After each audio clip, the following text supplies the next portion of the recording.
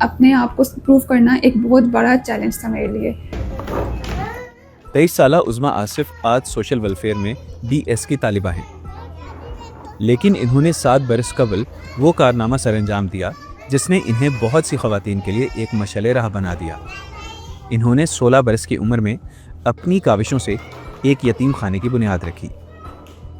Basically जब मैंने इसको स्टार्ट किया था बिल्कुल अपनी फैमिली से छुप कर स्टार्ट किया था, किसी को भी आइडिया नहीं था कि मैं ऐसा कुछ करने वाली हूँ। तो उस टाइम पे जो मेरा साथ दिया था मेरे दोस्तों ने दिया था। देन जो फाइनेंस थे वो अपनी कुछ सेविंग्स थी मेरी, और कुछ जैसे आपके पेरेंट्स ने आपके लिए सेविंग्स करके रखी होती हैं वो चीज़ें, और अपने फ्रेंड्स से कलेक्शन करके बच्चों की फूड, उनकी एजुकेशन और ये सारी चीज़ें, तो कुल मिला के तकरीबन 1-1.5 लाख के करीब स्टार्ट में मैनेज किया था। उज़्मा एक NGO का हिस्सा थी जहां फलाही काम करते हुए उन्होंने 3 यतीम बच्चों की कफालत की जिम्मेदारी उठाई, और इस तरह साइबल केयर होम का जन्म हुआ। अब इस शेल्टर होम में बच्चों की तादाद 18 हो चुकी है, और यहाँ पर हर बच्चे की इनफरादी ज़रूरियात का ख्याल रखा जाता है। तालीम के साथ साथ इन्हें तख्लीकी सरगर्मियों में हिस्सा लेने का मौका दिया जाता है ताकि वो अपनी सलाहियतों को पहचान सकें। उज़्मा को पाकिस्तानी माशरे में ख़वातीन को दरपेश चैलेंजेस का बखूबी अंदाज़ा है, इसलिए उनका एक मकसद ये भी है कि यतीम बच्चियों को खुद मुख्तार और बाहिम्मत बनाया जाए। आज ये यतीम खाना सिर्फ एक छत नहीं बल्कि इन बच्चियों के लिए तहफ़्फ़ुज़ और हौसले की जगह है। जब इस इदारे को शुरू करना था तो उस टाइम पे मुझे कुछ लोगों ने ये सजेस्ट किया कि मैं सिर्फ़ और सिर्फ बच्चों को रखूँ, यहाँ पर बच्चियों को ना रखूँ।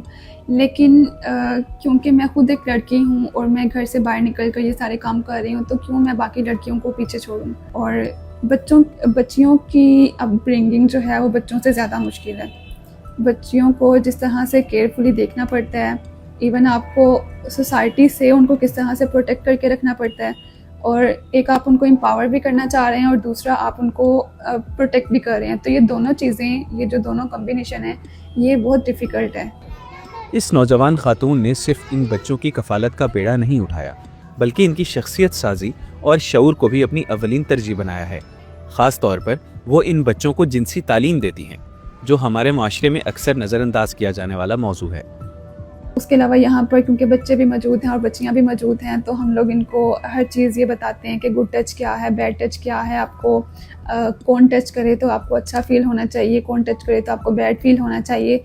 तो इस चीज़ को बच्चे बहुत अच्छे तरीके से समझ चुके हैं, क्योंकि उनकी जिस तरह से जैसे जैसे वो बड़े हो रहे हैं तो उनकी इस चीज़ पे जो है लर्निंग स्ट्रॉन्ग होनी चाहिए, ताकि उनको पता हो कि कौन हमारे लिए अच्छा सोच रहा है या कौन हमारे साथ अच्छा करने वाला है। उज़्मा छोटी सी उम्र में इतने बच्चों की माँ का किरदार अदा करने के बाद इस मुहावरे पर पूरा उतरती हैं कि माएँ सबकी सांची होती हैं। इनका कहना है कि अगर इनको मज़ीद माली अयानत मैसर हो तो वो अपने यतीम खाने में बच्चों की तादाद को बढ़ता हुआ देखना चाहती हैं। जब मैं इन बच्चों को देखती हूँ तो मैं अपने आप को बहुत ब्लेस्ड फील करती हूँ। अल्लाह ताला ने इस दुनिया में हर इंसान के ज़िम्मे बहुत सारे काम लगाए हुए हैं और हर किसी की डिफरेंट ड्यूटीज़ हैं, और इतने सारे बच्चों को जब आप देखते हैं कि आप इनकी माँ बन के इनकी कफ़ालत कर रहे हैं, जब एक माँ जो होती है वो बच्चे को कभी तकलीफ़ के अंदर नहीं देख सकती, तो मुझे लगता है कि इससे बड़ी दुनिया के अंदर और आखिरत के अंदर भी आपके लिए कोई ब्लेसिंग हो ही नहीं सकती। उज़्मा आसिफ यकीनन हर उम्र की ख़वातीन के लिए एक मिसाल है, और इनकी कहानी से ये साबित होता है कि अगर किसी काम के लिए इरादे नेक और हौसला बुलंद हो तो किस्मत की देवी ज़रूर साथ देती है। मोहम्मद अनीक साहिद, DW उर्दू, लाहौर, पाकिस्तान।